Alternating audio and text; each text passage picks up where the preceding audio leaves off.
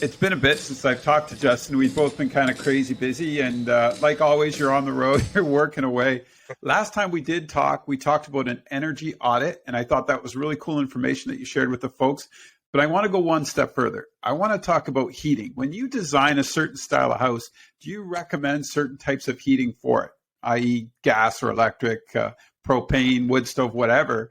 Talk to me about that because every house is so different, right? Like, how do you heat them? Oh, no, 100%. I mean, yes, we are doing a vehicle studio today. We're running out of all kinds of daylight, so this is when I can do these things.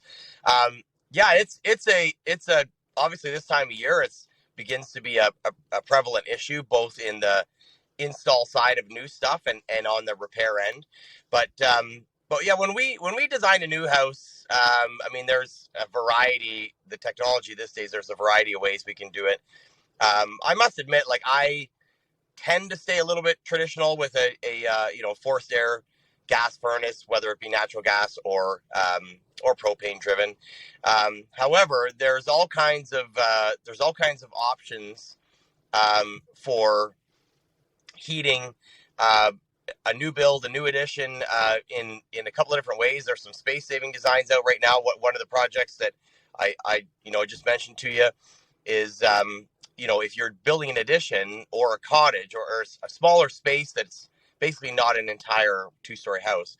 Um, these heat pump units are getting handy as heck to squeeze into small spaces, and they essentially supplement the existing furnace, or they can be completely standalone.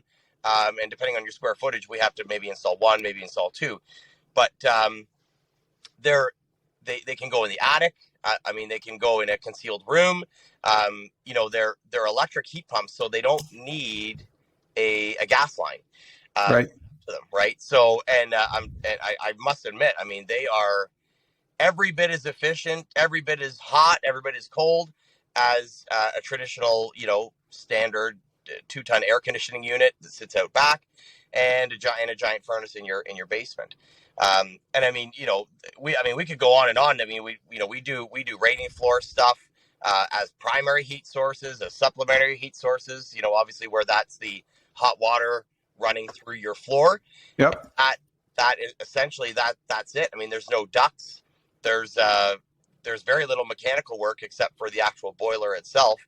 And then we're still in it. We still install baseboard heaters out there, like for these rooms that are just too damn cold.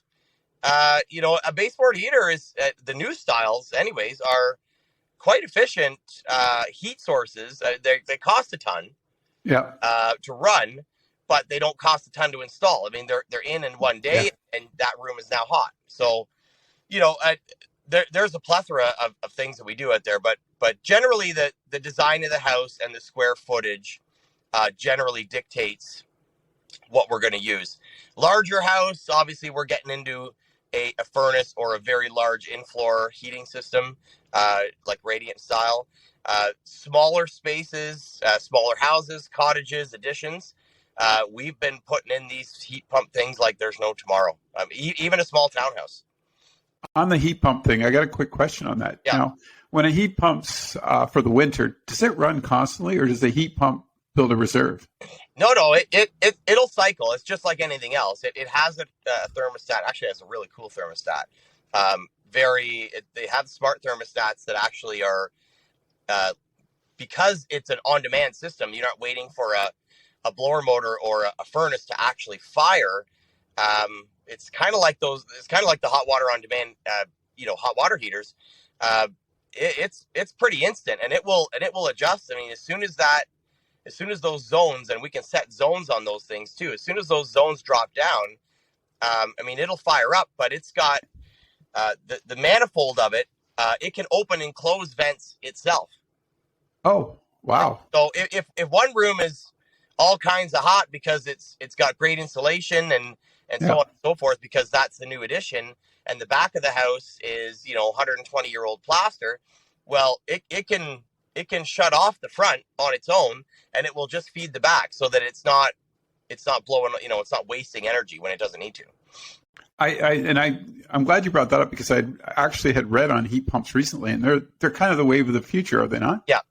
Yeah. It used to be honestly, it used to be a hot tub technology, and which is still a major source of heat in the hot tub industry right now, and swimming pools and so on and so forth. But but this thing for housing, I mean, I can foresee, just because they don't take up any room. I could foresee even a normal sized house, once they become a bit more efficient, just two of these units, one for main floor and one for second floor, and that'll be it. And that they might just go in a closet. Wow. I mean, it makes your job a little bit easier too, doesn't it? You're more space, and that's what people 100%. usually No, I need. mean, yeah, we're less worried about, ducting chases and making, I mean, yeah, as everybody knows, everybody's been in their basement. I mean, those ducting trunks, including the furnace itself, I mean, it takes up an absolute ton of space. Well, and just the problems you can have with ducts as far as cleaning them, what can build up in there, right? It's surprising. I didn't really think about that too much, but as you change homes and you age, you become very aware of it, right? Oh yeah. Yeah, and the furnaces too. I think we'd be remiss if we didn't remind folks, check the filters. It's that time of year. Make sure give it a test run, right? Make sure it's good to go. You don't want to be caught in 2 weeks' time.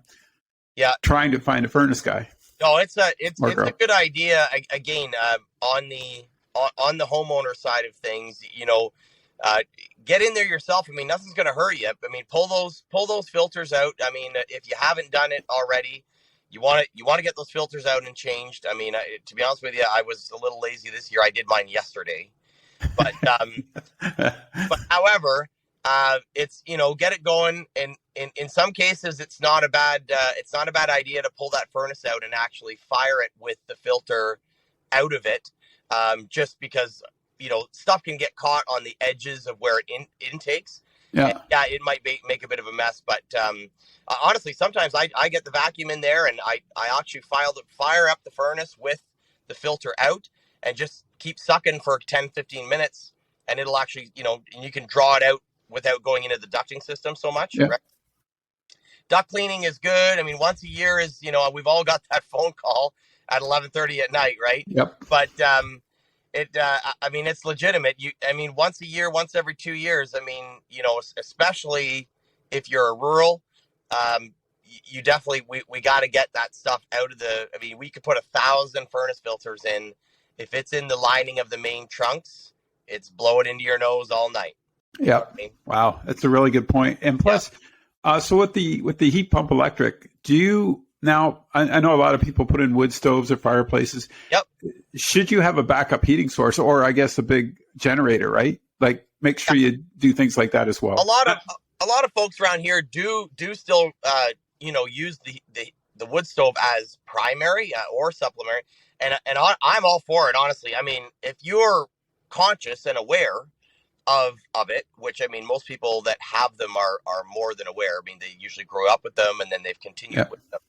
I mean, it doesn't get, if you're there and you're watching it, it doesn't get any better. I mean, it's the same process too. You clean it once a year. You get like, what I mean? When you're talking ductwork and everything else, it's basically the same. You want to make sure that your chimney's clear every year, and your bricks are good. But it's kind of interesting, isn't it? The way we come full circle sometimes. Yeah. And it's unregulated, obviously, in most cases. But I mean, you're never going to produce the heat that a wood stove does. I mean, it just, I mean, you can take that thing to whatever temperature you want, right?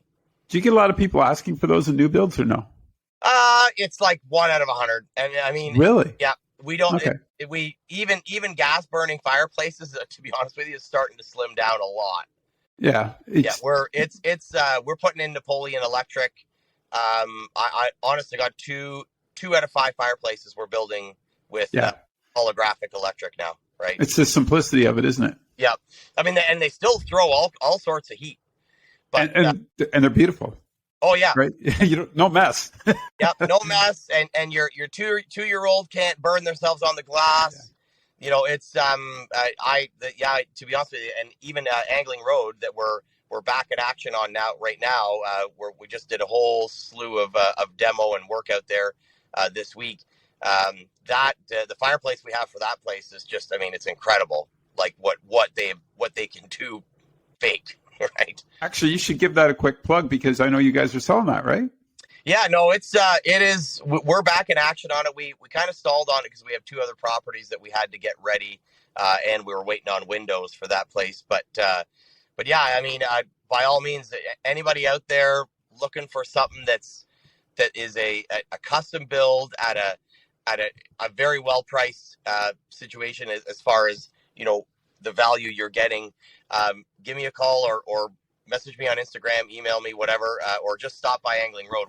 We've just sort of cleared the rest of the lot. You can get a great visual of the actual space. I mean, this lot, I mean, it takes me down every time I go there, and now it's just even more intense because we have all the old buildings down, everything's graded. I mean, it's just for a 1.1 acre lot, it just feels like it goes on forever, right? And it's in a beautiful Waterford area, so you can't. Waterford, Ontario, you can't go wrong, folks. You can't go wrong. It's perfect. Waterford. There's no negatives in Waterford. There's no negatives. All right. I got to let you get to work. It's great seeing you on this Friday morning. 100%. I got to get to the dump, unfortunately. Well, okay. We'll be careful. Drive carefully. Have a great day. Have a great weekend, and we'll talk soon. Thanks, Dave.